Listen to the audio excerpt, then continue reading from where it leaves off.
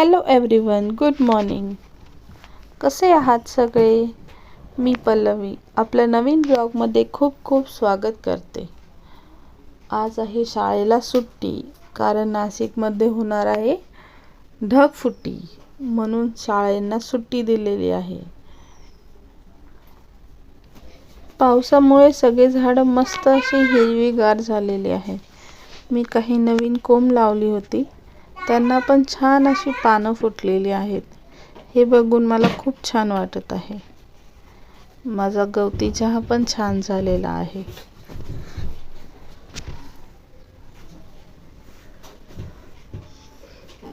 कढीपत्त्याला पण छान अशी पालवी फुटत आहे.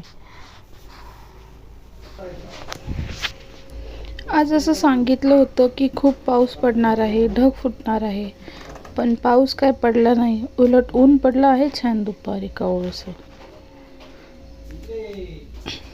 मधला एक छोटासा कॉर्नर असा आवरून ठेवला तर असं छान वाटतंय, फ्रेश वाटतंय. असे छोटं जेव्हा वेळ भेटेल तेव्हा मी आवरण्याचा पुरेपूर प्रयत्न करत असते, कारण मुलांमुळे मला काही जमत नाही. पण वेळ काढून हे अशा गोष्टी मी करत असते. त्यानंतर मी तयार होत आहे. आता मला जायचं आहे बाजारामध्ये भाजी घ्यायला. त्यासाठी थोडं मी तयार होऊन फ्रेश होऊन चालली आहे.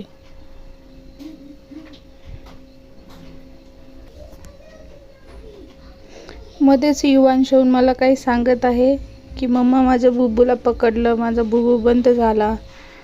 अशी त्याची मला बडबड चालू आहे की ही मला पण घेऊन जाईल बाजारामध्ये. मी बाजारामधून आली. भाजीपाला आवरता तो पण आला मला मदतीला. बटाटे आवरतो, भाजीपाला ठेवतो आणि म्हणतो वा व्हेरी गुड. असं छोट्या हातांनी मला मदत चालू आहे. मदत करता करता मधीच ती मदत परत कशी बिघडवायची ही यांना चांगलीच जमते.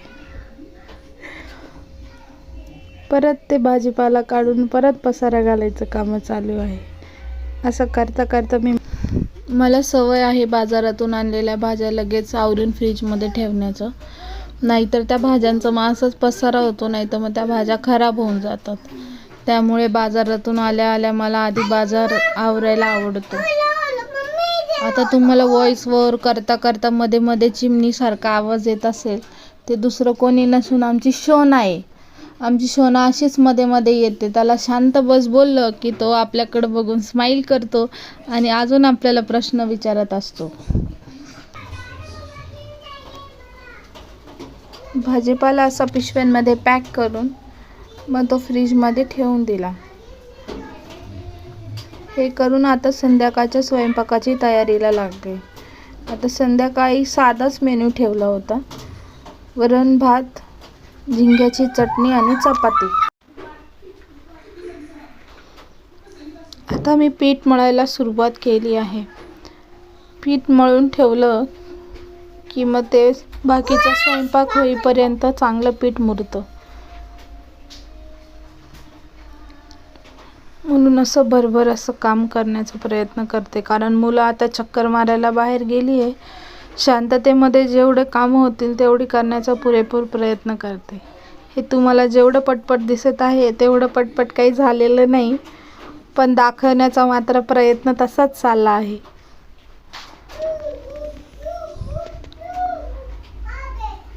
पीठ मळून ठेवलं.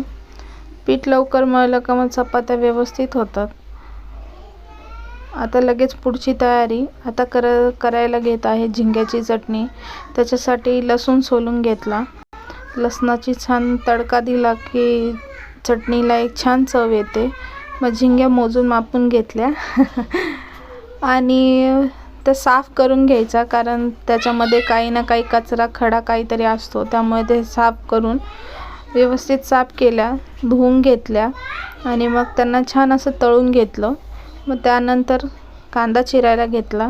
4-5 कांदे लागतात चटणीसाठी, कारण कांदा मेन आहे झिंग्याच्या चटणीला. छान असे कांदे चिरायला घेतले. कांदे चिरले.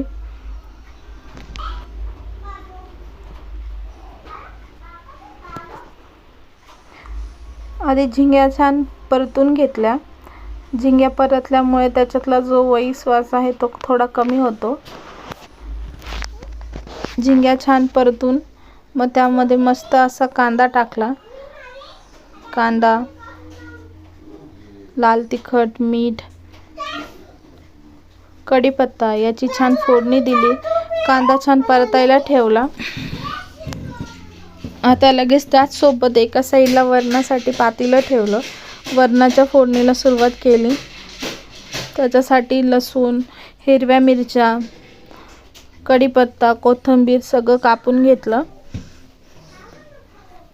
साईड बाय साईड दोन्ही गोष्टी करत राहिलं का वेळही वाचतो आणि मुलंही घरी येण्याच्या आत स्वयंपाकही होऊन जातो. छान अशी डाळीला घोटून घेतलं. छान